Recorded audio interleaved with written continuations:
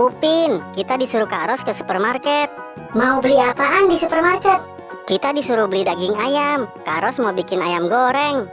Wah, enak tuh. Yaudah, ayo kita jalan sekarang. Oke, ayo kita berangkat.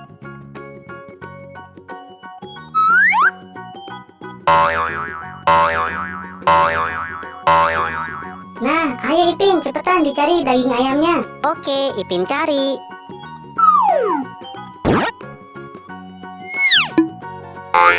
No, Salah Ipin, ini ikan segar.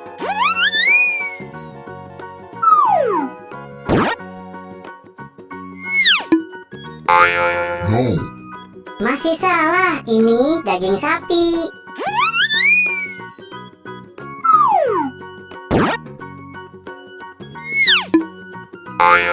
no, Bukan, ini udang segar. Ayo Ipin, dicari lagi.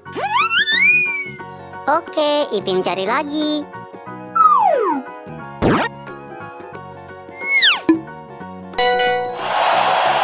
Iya, benar, ini daging ayamnya. Oke, ayo kita bayar. Betul, betul, betul.